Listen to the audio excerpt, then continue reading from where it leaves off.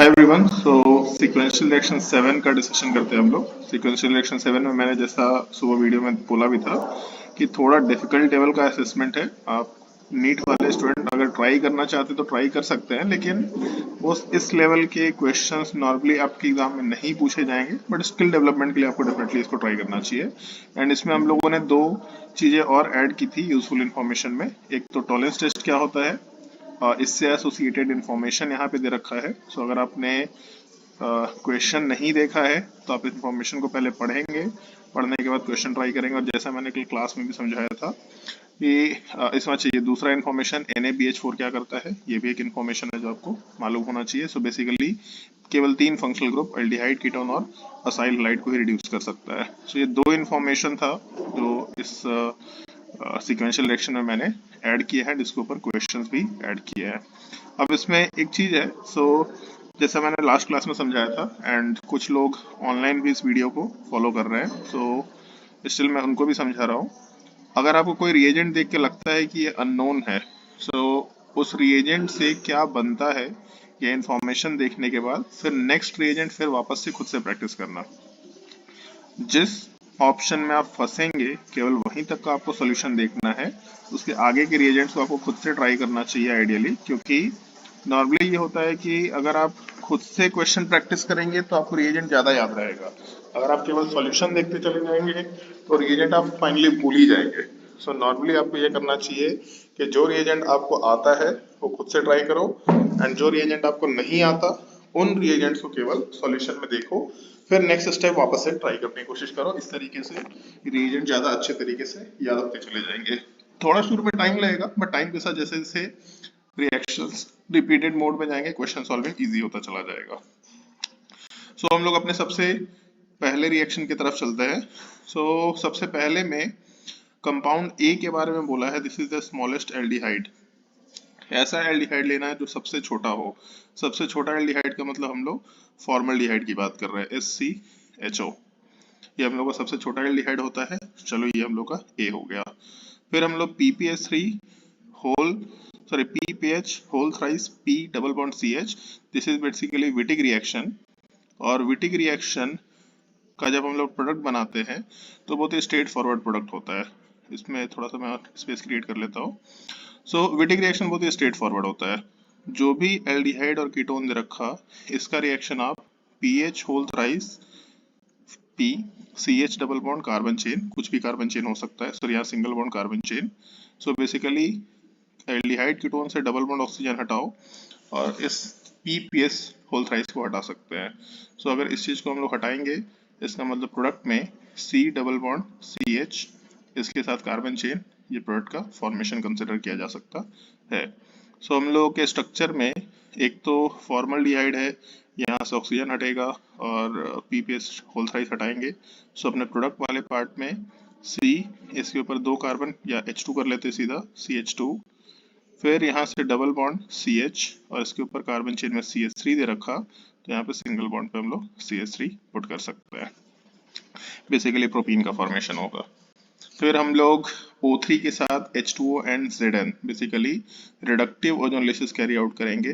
अगर reductive ozonolysis carry out करेंगे तो डबल बॉन्ड तोड़ के दोनों जगह पे ऑक्सीजन को जोड़ सकते हैं। इसका मतलब अपने प्रोडक्ट में CH2 के साथ डबल बॉन्ड ऑक्सीजन, CH के साथ डबल बॉन्ड ऑक्सीजन प्लेस किया जा सकता है। अपने स्ट्रक्चर C एंड D की अगर बात करें तो किसी एक जगह पे HCHO बनना चाहिए, फॉर्मल्डिहाइड वापस से, एंड इसके अलावा CH3 के साथ C double bond O H का फॉर्मेशन, एसिटल्डिहाइड का फॉर्मेशन होगा। इसमें दो ऑप्शन है, C एंड D। C के बारे में मेंशन किया है, it has no alpha hydrogen. पहले वाले केस में अल्फा कार्बन ही नहीं है, तो अल्फा हाइड्रोजन नहीं होगा। दूसरे में अल्फा हाइड्रोजन प्रेजेंट है, इसका मतलब हम लोग C ऑप्शन को फॉर्मल्डिहाइड बना सकते हैं और D वाला पार्ट एसिटल्डिहाइड बन जाएगा।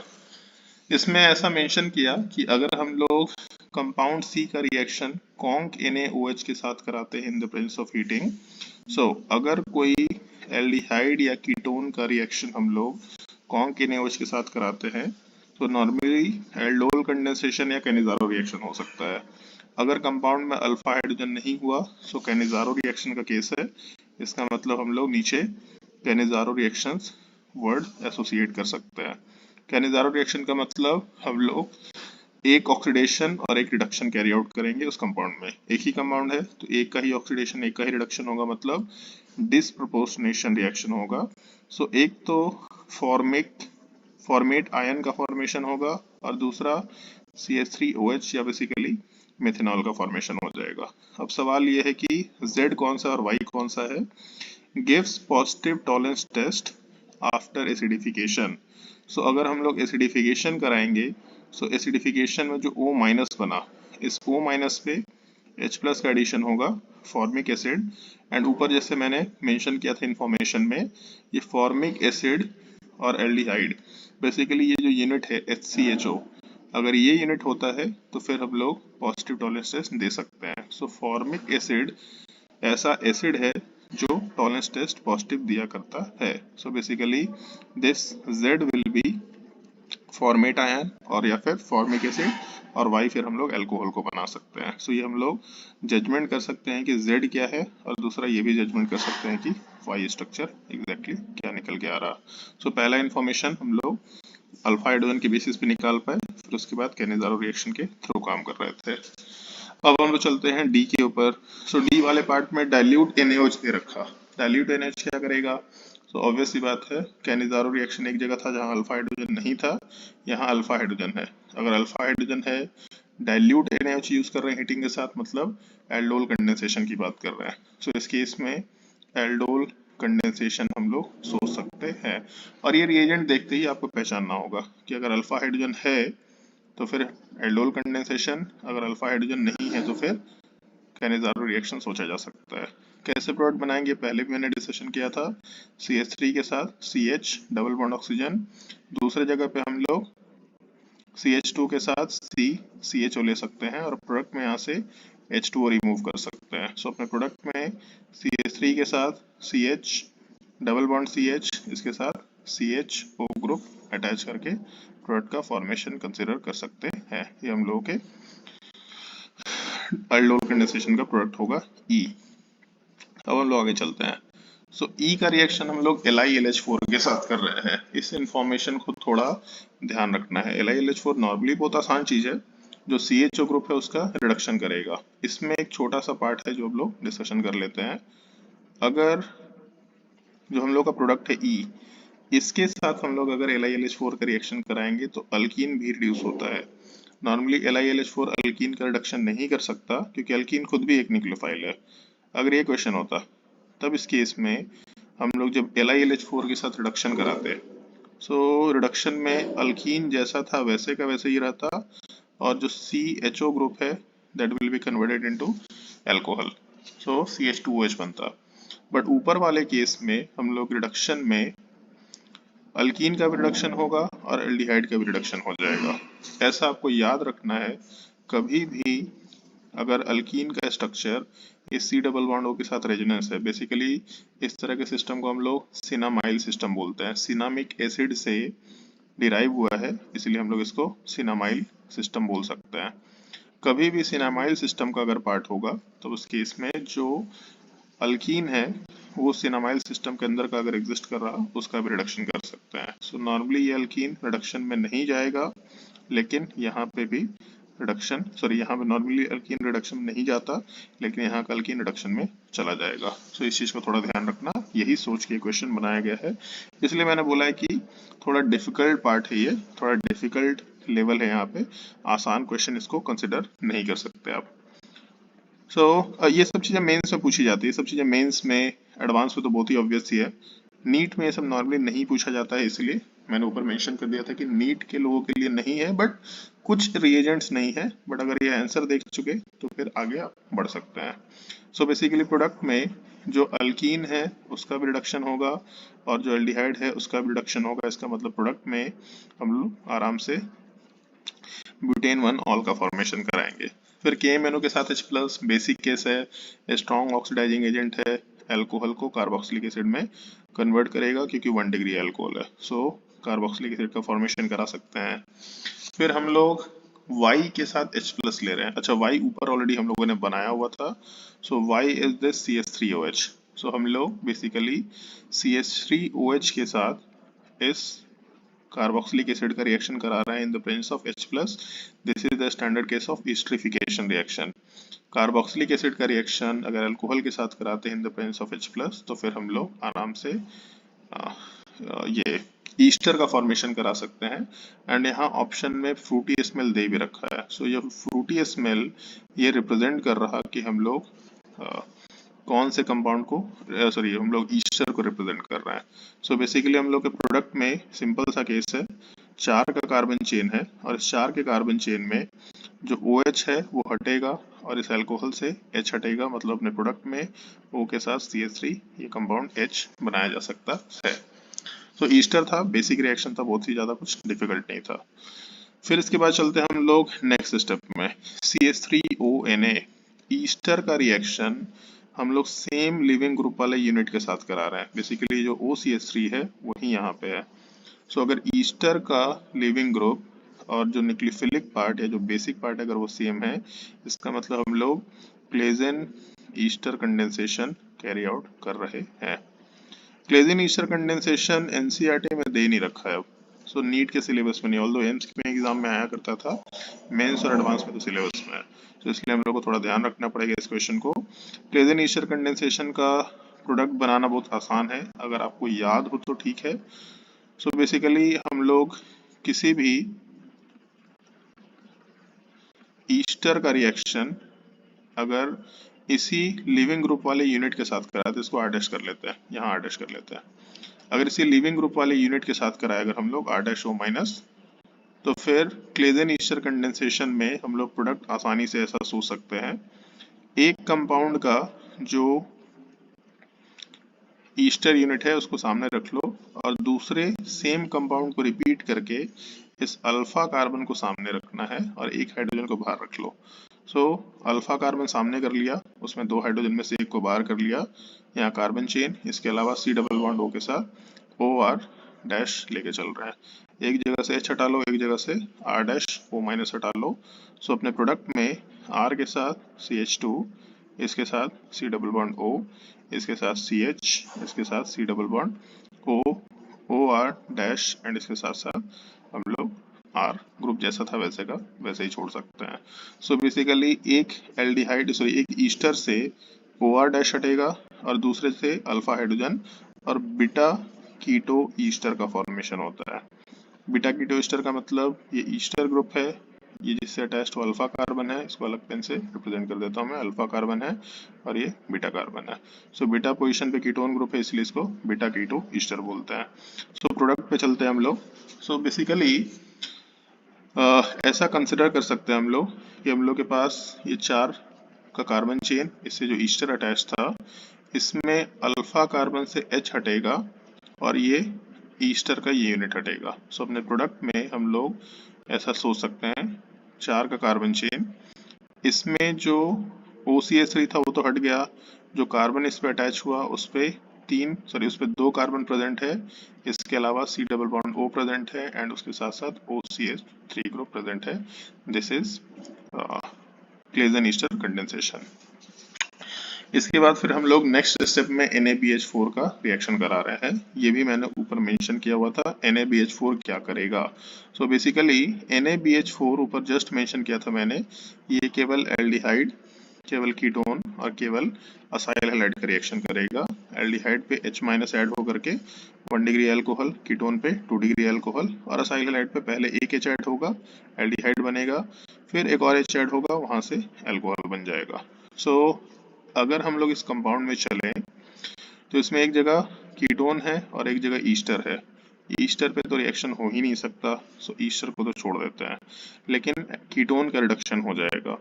सो ये छोटा सा एक पार्ट है जो हम लोग को सीखना चाहिए। अच्छा, इसमें एक और चीज है, आई के बारे में ऐसा पूछा है कि इसमें कितने स्टीरियोआइसमर्स बनेंगे।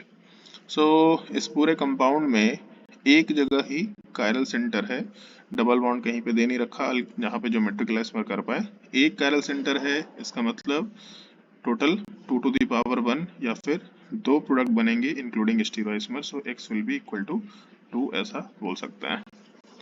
चलो आगे चलते हैं। सो एक जगह ईस्टर है और एक जगह कीटोन फंक्शनल ग्रुप दे रखा। सो ईस्टर और कीटोन फंक्शनल ग्रुप में कीटोन का तो रिडक्शन हो जाएगा, ईस्टर का रिडक्शन नहीं होगा। और नेक्स्ट स्टेप में एसिडिफिकेशन किया गया है। जब भी हम लोग LiLH4 या NaBH4 का रिडक्शन कराते हैं तो पहले स्टेप में तो ये रिएजेंट होते हैं, लास्ट स्टेप में वाटर का एडिशन करके एसिडिफिकेशन कराया जाता है। बट यहाँ पे एक यूनिक चीज ये है जो ध्यान रखना है, अगर हम लोग एसिडिफिकेशन कराएंगे तो यहाँ पहले तो कीटोन में O- बनेगा और यहाँ पे लास्ट स्टेप में एसिडिफिकेशन होगा। लेकिन साथ ही साथ ईस्टर जो फंक्शनल ग्रुप है, इस ईस्टर पे भी हाइड्रोलिसिस होगा। मतलब अपने प्रोडक्ट में जो कीटोन का रिडक्शन वो तो है ही, ईस्टर का हाइड्रोलिसिस भी होना है। ये चीजें नॉर्मली हम लोग ध्यान नहीं रखा करते हैं, यही इन क्वेश्चंस को डिफिकल्ट बना रहा है। सो पहला चीज कीटोन का रिडक्शन कराया, वहां पे अल्कोहल बनेगा। दूसरा, जब हम लोग ईस्टर का हाइड्रोलिसिस कराएंगे तो ऑक्सीजन पे H अटैच होगा, बॉन्ड को ब्रेक करके OH बनाएंगे। सो हम लोग के पास दो प्रोडक्ट बनेगा J+K, जिसमें से एक प्रोडक्ट पॉजिटिव NaHCO3 टेस्ट दे रहा है। पॉजिटिव NaHCO3 टेस्ट देने का मतलब कार्बोक्सिलिक एसिड का यूनिट या उससे स्ट्रॉन्गर एसिड का यूनिट होना चाहिए। बेसिकली H2CO3 कार्बोनिक एसिड से ज्यादा stronger acid positive bicarbonate test देंगे। सो जिस साइड कार्बोक्सिलिक एसिड है वो K होगा और दूसरे साइड CH3OH है, इधर तो रिएक्शन नहीं होने वाला। सो हम लोग के पास दो प्रोडक्ट होने वाला है, एक मिथेनॉल और दूसरा ये 4 का कार्बन चेन था जिसमें चौथे कार्बन पे C डबल बॉन्ड O है, फिर एक और कार्बन जिसपे एक इथाइल ग्रुप है और इसके अलावा एक C डबल बॉन्ड O के ऊपर OH group. This will be compound J and this will be compound K, ऐसा बोल सकते हैं। ये कंपाउंड पॉजिटिव NaCO3 टेस्ट देगा। अब हम लोग इसके साथ फर्दर रिएक्शन की बात कर रहे हैं। सो रिएक्शन में हम लोग Al2O3 के साथ हीटिंग कर रहे हैं। Al2O3 के साथ हीटिंग करने पे क्या होगा, अच्छा सॉरी एक चीज ध्यान नहीं दी मैंने, कीटोन जो ग्रुप है इसका भी तो हम लोग को रिडक्शन कराना था, तो यहाँ पे भी OH ग्रुप का फॉर्मेशन हो जाएगा। सो एक तो अल्कोहल बनेगा और दूसरा कार्बोक्सिलिक एसिड की बात कर रहे हैं। अब हम लोग इसके बाद नेक्स्ट स्टेप में Al2O3 के साथ हीटिंग कर रहे हैं। सो Al2O3 के साथ heating dehydration of alcohol carry out करेगा E2 एलिमिनेशन में। सो डिहाइड्रेशन ऑफ अल्कोहल अगर कैरी आउट करते हैं, इसका मतलब हम लोग अपने प्रोडक्ट में एक ही ऑप्शन है E2 एलिमिनेशन वाले पार्ट में, अंदर से ही H हटेगा क्योंकि उसको रेजोनेंस मिल रहा, ज्यादा स्टेबल प्रोडक्ट मिल सकता है। सो अपने प्रोडक्ट में 3 कार्बन, चौथे पे डबल बॉन्ड जिसपे एक इथाइल ग्रुप होगा और एक कार्बोक्सिलिक एसिड होगा। सो कंपाउंड L में 3 का कार्बन चेन, चौथे कार्बन पे डबल बॉन्ड एंड इसके अलावा इसी कार्बन पे एक इथाइल ग्रुप है और उसके साथ साथ यहाँ पे कार्बोक्सिलिक एसिड भी दे रखा है, ऐसा हम लोग कंसिडर कर सकते हैं। सो ये हम लोग एक छोटा सा बेसिक पार्ट था Al2O3 तक का, ये तो हम लोगों ने पहले भी डिस्कस किया हुआ है। अब हम लोग चल रहे हैं KMnO4 के साथ H+, मतलब एसिडिफाइड KMnO4 फिर से स्ट्रॉन्ग ऑक्सीडाइजिंग एजेंट का केस है। जितने भी कार्बोक्सिलिक एसिड तक फॉर्मेशन हो सकते हैं उसको कराएंगे। सो कार्बोक्सिलिक एसिड का तो कुछ नहीं होने वाला है, लेकिन जो कीटोन ग्रुप है, इस कीटोन ग्रुप का हम लोग ऑक्सीडेशन करा सकते हैं एंड कीटोन ग्रुप को हम लोग ऑक्सीडाइज करके कार्बोक्सिलिक एसिड तक कन्वर्ट कर सकते हैं। तो कार्बोक्सिलिक एसिड तक कन्वर्ट करेंगे, अगर वहां तक कन्वर्ट नहीं कर सकते तो फिर हम लोग कीटोन तक ही रोक सकते हैं। मतलब अगर एल्डिहाइड हुआ तो कार्बोक्सिलिक एसिड, अगर कीटोन हुआ तो वहीं पे छोड़ देंगे। सो अपने प्रोडक्ट में डबल बॉन्ड ब्रेक होगा, एक जगह से एल्डिहाइड मिल रहा है, एक जगह से कीटोन मिल रहा। सो कीटोन वाले पार्ट को तो जैसा है वैसे ही छोड़ना पड़ेगा, एल्डिहाइड वाले पार्ट को कार्बोक्सिलिक एसिड में कन्वर्ट करेंगे। मतलब अपने पास दो प्रोडक्ट है, 4 का कार्बन चेन, एक मिनट। सो हम लोग के पास दो प्रोडक्ट है, एक तो 4 का कार्बन चेन जिसमें 4th कार्बन पे कार्बोक्सिलिक एसिड यूनिट है और दूसरा 4 का कार्बन चेन फिर भी है, इसमें एक डबल बॉन्ड ऑक्सीजन है और दूसरा कार्बोक्सिलिक एसिड यूनिट है। और इसमें ऐसा बोला है कि compound N gives 2,4 DNP test. This is the identification test of aldehyde and ketone. Basically carbonyl compound ये रिएक्शन देके येलो प्रेसिपिटेट बनाते हैं। सो पहले में एल्डिहाइड कीटोन नहीं है, मतलब this will be compound N। और दूसरे में कीटोन ग्रुप है, ये 2,4 DNP टेस्ट पॉजिटिव देगा। साइड में लिख लेते हैं हम लोग, पॉजिटिव 2,4 DNP टेस्ट। सो ये हम लोग का कंपाउंड M कंसिडर किया जा सकता है। सो कंपाउंड M और N हम लोग कंसिडर कर चुके हैं। फिर उसमें डाइल्यूट H प्लस डालने पे बोला है कि हम लोग टॉटमराइजेशन कर रहे हैं, सो डाइल्यूट H प्लस डालेंगे और टॉटमराइजेशन होगा। सो कंपाउंड M में अगर हम लोग टॉटमराइजेशन करते हैं तो ये जो कीटोन का ग्रुप है, इस कीटोन के ग्रुप को हम लोग बगल वाले कार्बन पे डालेंगे। अच्छा, ठीक है, ओके। सो बेसिकली ऐसा सोच सकते हैं हम लोग कि अगर हम लोग इस कीटोन वाले ग्रुप का टॉटमराइजेशन कराए तो फिर हम लोगों को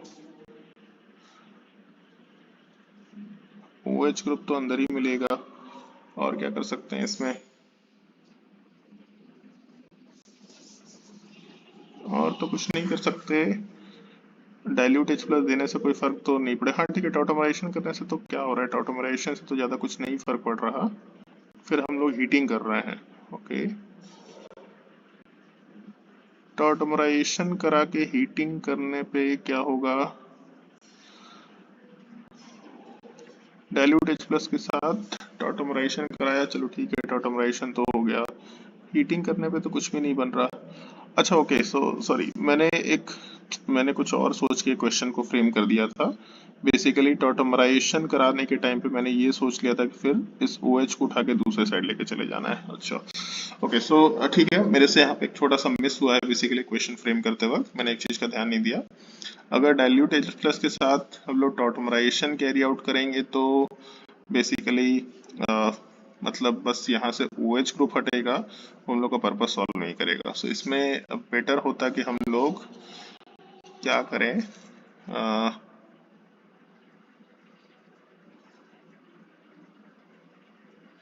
ठीक है, मैं इसमें कुछ मॉडिफिकेशन कर दे रहा हूँ कुछ स्टेप्स में, ज़्यादा बेटर होगा ताकि आगे के स्टेप्स जो मैंने सोच के फ्रेम किया था वो प्रोडक्ट हम लोग बना पाए। थोड़ा मैं इसमें स्पेस क्रिएट कर लेता हूँ, थोड़ा मॉडिफिकेशन करना पड़ेगा यहाँ पे।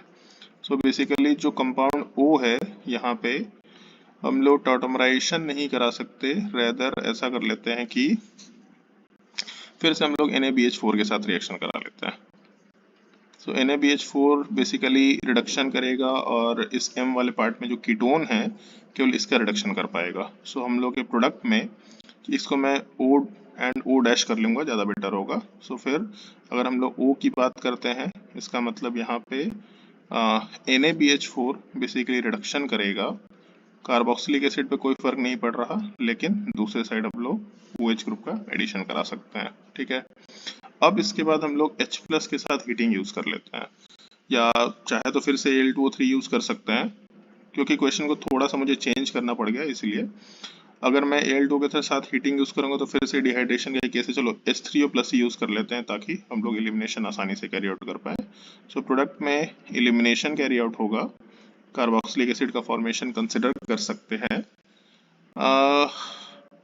इसके बाद हम लोग क्या करें, ठीक है, इसके बाद फिर हम लोग वापस से H2O का एडिशन करते हैं in the presence of H plus, ठीक है, तब हम लोग का काम हो जाएगा। एक और भी स्टेप इसमें ऐड करना पड़ेगा, ठीक है। सो इसमें हम लोग H2O का एडिशन करते हैं in the form of H plus. So basically अपने प्रोडक्ट में हम लोग जब कार्बोकटायन का फॉर्मेशन करेंगे तो ये अंदर वाले कार्बोकटायन पे डबल बॉन्ड ऑक्सीजन का -M ग्रुप रहेगा, ये थोड़ा कंपाउंड को डीस्टेबलाइज करेगा। इसका मतलब जो पॉजिटिव चार्ज है वो अंदर वाले कार्बन पे लेस स्टेबल होगा, बाहर वाले पे ज़्यादा स्टेबल होगा। सो अपने प्रोडक्ट में जो कार्बन डबल बॉन्ड ऑक्सीजन है, इस कंपाउंड को हम लोग जब H3O प्लस के साथ सॉरी मतलब ऊपर वाले कंपाउंड का जब हम लोग H2O के साथ एडिशन कराएंगे तो अंदर वाले पार्ट पे OH ना ऐड होकर के बाहर वाले पे OH ऐड होगा। अब हम लोग इसका ऑक्सीडेशन करा देते हैं, PCC PDC जो लेना है यूज कर सकते हैं, PCC कंसिडर कर लेते हैं। अगर इसका हम लोग ऑक्सीडेशन कराएंगे तो फिर हम लोगों को प्रोडक्ट में C डबल बॉन्ड O का फॉर्मेशन मिलेगा, ठीक है, ओके। सो बीच में मैंने इस चीज़ का थोड़ा ध्यान नहीं दिया था क्योंकि थोड़ा मैं जल्दी में ही सीक्वेंशियल रिएक्शन फ्रेम कर रहा होता हूँ, तो कभी कभी कुछ चीज़ें मिस हो जाती है मेरे से भी, और लोग अभी सॉल्यूशन बनाते वक्त थोड़ा समझ में आ गया। So basically C double bond O का फॉर्मेशन होगा। अब यहाँ से हम लोग आगे की डायरेक्शन में मूव कर रहे हैं। सो पहले O बनेगा, फिर उसके बाद कुछ और चीज़ें करनी पड़ेंगी। सो लाइक शायद लास्ट में मैंने बीटा अल्फा बीटा कर रखा है, सो ऐसा कर लेते हैं, इसको गामा बोले तो ज़्यादा बेटर है। गामा के बाद डेल्टा, डेल्टा के बाद मुझे भी नहीं पता कौन कौन सा नंबर होता है। सो इसको ओ डैश कर लेते हैं। चलो ठीक है, ऐसा करते हैं इसको gamma delta this is a dash कर लेते हैं, ये ज़्यादा बेटर होगा। सो चलो ठीक है, ए डैश से हम लोग फर्दर रिएक्शन में मूव करते हैं हीटिंग। सो यहाँ पे भी एक छोटा सा अच्छा पार्ट है हीटिंग का। बीच में कुछ चीज़ें मतलब मैंने कुछ और सोच करके फ्रेम कर दिया था, वो थोड़ा सा एरर हो रखा था, उसमें करेक्शन कर दिया। मैं क्वेश्चन में फिर से करेक्शन डाल दूंगा। सो बेसिकली अब लोग हीटिंग कर रहे हैं।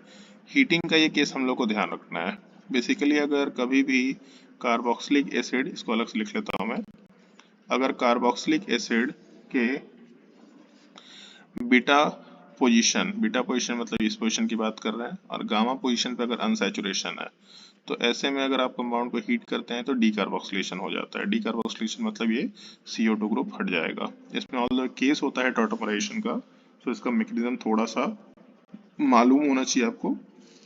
नहीं मालूम है तो कोई दिक्कत नहीं है। सो अपने प्रोडक्ट में अभी के लिए तो सिंपल यही प्रोडक्ट बनेगा, लेकिन थोड़ा ध्यान रखना है डीकार्बोक्सिलेशन मेटाऑटोमराइजेशन का भी केस होता है। Basically double bond alpha beta की तरफ शिफ्ट होता है। सो हम लोग का डीकार्बोक्सिलेशन जब होगा तो सीधा एसीटोन का फॉर्मेशन होगा। मतलब कंपाउंड पी में हम लोग सीधा कमेंट कर सकते हैं दिस इज एसीटोन। इस एसीटोन को जब हम लोग PCl3 के साथ रिएक्शन कराएंगे, सो बेसिकली अच्छा इधर आगे का पार्ट नीचे और लंबा दे रखा है, तो पहले हॉरिजॉन्टल वाले पार्ट को कर लेते हैं, क्यू की बात करते हैं। इसमें अगर हम लोग CH3 MgBr का एडिशन करेंगे, सो 2 कार्बन तो ऑलरेडी था ही बीच वाले कार्बन पे, एक और मिथाइल ग्रुप ऐड होगा, डबल बॉन्ड ऑक्सीजन को OH में कन्वर्ट करेंगे क्योंकि लास्ट स्टेप में एसिडिफिकेशन है। इसका सोडियम के साथ रिएक्शन कराया। बचपन से हम लोग ये चीज पढ़ते आ रहे हैं कि अगर कभी भी आप अल्कोहल का रिएक्शन सोडियम के साथ कराएंगे तो RO माइनस का फॉर्मेशन होगा प्लस H2 गैस लिबरेट होता है। वाटर में भी सोडियम ऐड करो तो H2 गैस लिबरेट होता है। सो अपने प्रोडक्ट में हम लोग के पास जो टर्शियरी ब्यूटेनॉल है, इसके तरफ से टर्शियरी ब्यूटॉक्साइड आयन का फॉर्मेशन हो जाएगा। सो हम लोग कंसिडर कर सकते हैं this will be compound R। And फिर CH3Br के साथ रिएक्शन है, मतलब सिंपल SN2 रिएक्शन की बात कर सकते हैं। This is Williamson synthesis of ether. ये सबसे लास्ट स्टेप में हम लोग विलियमसन सिंथेसिस की बात कर रहे हैं। सो बेसिकली जो हम लोग का 3 का कार्बन चेन है, उसके ऊपर जो ऑक्सीजन अटैच था, यहाँ पे CH3 ग्रुप ऐड हो गया। This is Williamson synthesis. हम लोग क्यू पे चलते हैं। हम लोग HBr का जब एडिशन करेंगे तो अपने रिएक्टेंट से OH हटेगा, और OH के हटने पे ब्रोमीन का एडिशन होगा। पहले H प्लस ऐड होगा, H2O प्लस बनेगा, वहां से हम लोग कंपाउंड के पार्ट में H2O को हटाएंगे और फिर उस पर Br का एडिशन करेंगे। सो हम लोग के प्रोडक्ट में 3 का कार्बन चेन, इसके ऊपर OH हट करके ब्रोमीन का एडिशन होगा, फिर CH3ONA दे रखा। मतलब प्रोडक्ट के फॉर्मेशन में फिर से विलियमसन सिंथेसिस देने की कोशिश की गई है, लेकिन इस चीज को ध्यान रखना है कि tertiary butyl halide SN2 reaction देता ही नहीं है। अगर SN2 रिएक्शन नहीं दे सकता तो इस केस में अगर हम लोग विलियमसन सिंथेसिस कराने की कोशिश करेंगे तो ये पार्ट E2 एलिमिनेशन कर लेगा, डीहाइड्रोहेलोजिनेशन। सो एक कार्बन से H हटेगा, एक से ब्रोमीन हटेगा, और अपने प्रोडक्ट में C डबल बॉन्ड C का फॉर्मेशन हो जाएगा। ऑल्दो इसमें एक और भी पार्ट है, just for the sake of revision, copper के साथ हीटिंग। अगर हम लोग नॉर्मली, इसको मैं साइड में लिख लेता हूँ, अगर हम लोग नॉर्मली 1 डिग्री अल्कोहल के साथ कॉपर का रिएक्शन कराते हैं in the presence of heating, तो फिर इसका ऑक्सीडेशन होकर एल्डिहाइड का फॉर्मेशन होता है। अगर 2 डिग्री के साथ हम लोग 2 डिग्री अल्कोहल के साथ रिएक्शन हम लोग कॉपर का करते हैं in the presence of heating, तो इस केस में कीटोन का फॉर्मेशन होता है। बट अगर इसके जगह पे 3 डिग्री कार्बन पे अगर OH ग्रुप है और इसका अगर रिएक्शन कॉपर के साथ कराते हैं in the presence of heating, तो इस पर डिहाइड्रेशन रिएक्शन होता है इंस्टेड ऑफ ऑक्सीडेशन। ऑक्सीडेशन तो खैर हो भी नहीं सकता, बट डिहाइड्रेशन रिएक्शन होता है और अल्कीन का फॉर्मेशन हो जाता है। सो बेसिकली अल्कीन का फॉर्मेशन चाहे आप इस पाथ से लेकर के आओ या फिर कॉपर की तरफ से लेके आओ, दोनों तरफ से अल्कीन का ही फॉर्मेशन हो रहा है, ऐसा हम लोग आराम से मेंशन कर सकते हैं। जो हम लोग का PQRSTU का पार्ट हो गया। अब हम लोग चलते हैं V के ऊपर। सो अगर हम लोग एल्डिहाइड कीटोन का रिएक्शन PCl3 के साथ कराते हैं, basically C double bond O का रिएक्शन अगर हम लोग PCl3 PCl5 के साथ कराते हैं, सो इन सब केसेस में एक ऑक्सीजन वाले कार्बन पे बेसिकली जहाँ पे डबल बॉन्ड ऑक्सीजन है वहां से डबल बॉन्ड ऑक्सीजन हटेगा और 2 क्लोरीन ग्रुप का एडिशन हो जाएगा, मतलब जेमिनल डाइहैलाइड का फॉर्मेशन होगा। सो ये केस तो थोड़ा बेसिक सा है, मतलब ये इन्फॉर्मेशन बेस्ड क्वेश्चन है, केवल बस इन्फॉर्मेशन पता होना चाहिए। बीच वाले कार्बन पे 2 क्लोरीन ग्रुप अटैच हो जाएगा। फिर अल्कोहलिक NaNH2 के साथ हम लोग हीटिंग कर रहे हैं। अगर अल्कोहलिक NaNH2 के साथ हीटिंग कर रहे हैं मतलब डीहाइड्रोहेलोजनेशन होगा, एक कार्बन से हाइड्रोजन हटेगा, एक से हाइड्रोजन हटेगा, फिर एक कार्बन से हाइड्रोजन हटेगा, एक से हाइड्रोजन हटेगा, मतलब अपने प्रोडक्ट में अल्काइन का फॉर्मेशन कर सकते हैं। इस अल्काइन का रिएक्शन फिर हम लोग H2O एंड H प्लस के साथ कैरी आउट कर रहे हैं in the presence of Hg2 plus या HgSO4 HgOC होल ट्वाइस के प्रेजेंस में। सो हम लोग मार्कोवनिकोव टाइप का एडिशन प्रोडक्ट बनाएंगे। अगर प्रोडक्ट बनाएंगे तो बीच वाले कार्बन पे OH ग्रुप आएगा, लेकिन यह टॉटमराइज करके अपने आप को कीटोन में कन्वर्ट कर लेगा। जब B2S6 के साथ रिएक्शन कराएंगे तो बाहर वाले कार्बन पे OH का एडिशन होगा और टॉटमराइजेशन करके बाहर वाले पे कीटोन ग्रुप का फॉर्मेशन कर सकते हैं।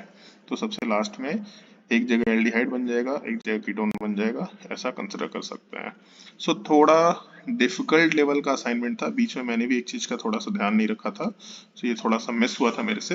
क्वेश्चन को मैं थोड़ा मॉडिफाई कर दे रहा हूँ, जहाँ पे लोग फंसे होंगे वो इस सॉल्यूशन को देखेंगे तो आपको क्वेश्चन समझ में आ जाएगा।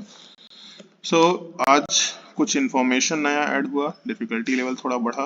नेक्स्ट सीक्वेंशियल रिएक्शन में हम लोग थोड़ा रिएक्शन सिंपल रखेंगे ताकि रिएजेंट्स पुराने वाले फिर से रिकैप होते चले जाएं, फिर उसके बाद आगे हम लोग कुछ और लेवल ऑफ डिफिकल्टी चेंज करते जाएंगे। So basically level of difficulty mention करता जाऊंगा मैं यहाँ पे, ताकि रिलेवेंट लोग अपने हिसाब से क्वेश्चंस प्रैक्टिस कर पाए।